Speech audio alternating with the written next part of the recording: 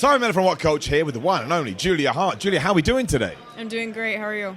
I love it when it's so nice when people ask back. I'm very well, thank you very much. I'm enjoying WrestleMania weekend. How is it for you? Because this is the coolest thing about you, Julia Hart. I don't know whether you know this. You're at the start of your professional wrestling career, so we all get to experience what, this. I did this for the first time, I did that for the first time. I'm sure you've been to these things before, obviously, because it's a wrestling convention. But how are you enjoying all of this as it comes together? Yeah, I mean, it's crazy just to see the people that are here. I don't get to see all these people all the time, and growing up watching them and get to see them is just such a surreal moment. So it's super cool. But now you're one of them. I mean, Bret Hart is right over there, and you're with him. Yeah, I have to remind myself that, oh yeah, I'm also one of them. I can't, mark out. Yeah. No, but we have to kind of do that too, so we have to be professional. But you want to go, I loved it when you did this. Yeah. Speaking of which, obviously we have to talk about the House of Black. Now, you go to a professional wrestling school, you learn to be a professional wrestler, you get some bookings, you get signed to AEW, you're like, oh, this is interesting. Did you ever then think it would go, I'll become a bit of a spooky entity, however we want to describe it? Was that ever on the cards in your brain?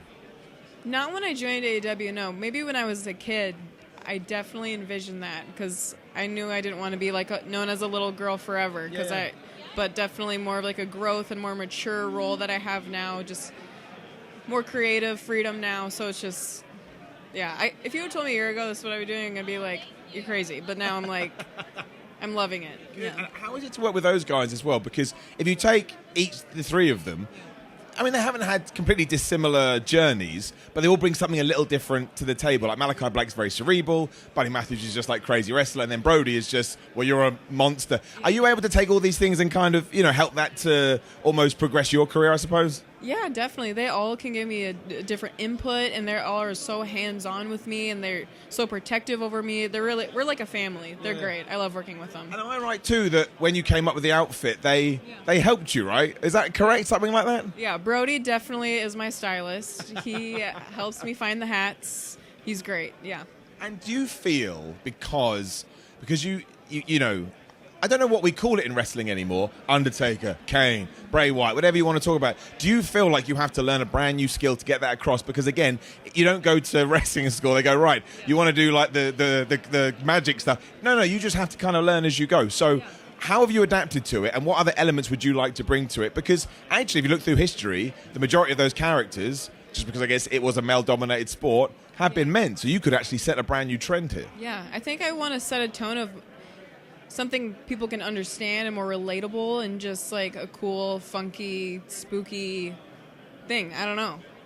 And what about the day you get told you're leaving, Mr. Pillman, and you're going, this? I mean, do you want to do it?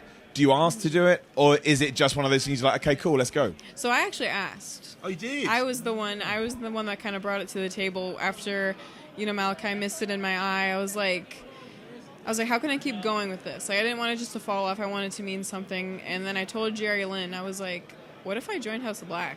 And he's like, okay, I'll tell Malakai. And then Malakai was like, oh, you don't like the cheer shit? And I'm like, no, I'm sick of it. And he was like, okay, let's see what you got. They told me to cut a promo for him. I cut a promo. He loved it. And he's like, yeah, you're going to join. But he didn't tell me when or how. It was just every week I was wearing that eye patch, literally sitting on those steps wondering what is going to happen, what am I going to do, and then it finally came out to what happened. It was great. That's a great story. Yeah. I like it. Yeah. I have one last question for you. It's a little bit, I shouldn't be asking this question, it's for me. Yeah. I'm a big fan of Griff Garrison. Okay. Right, first time I saw Griff Garrison, I made it I deliberitely called him out every single show. I've never met him. Can you tell me he's the nicest guy ever? Because he comes across as the nicest guy ever. Yes, he's very nice. Yes.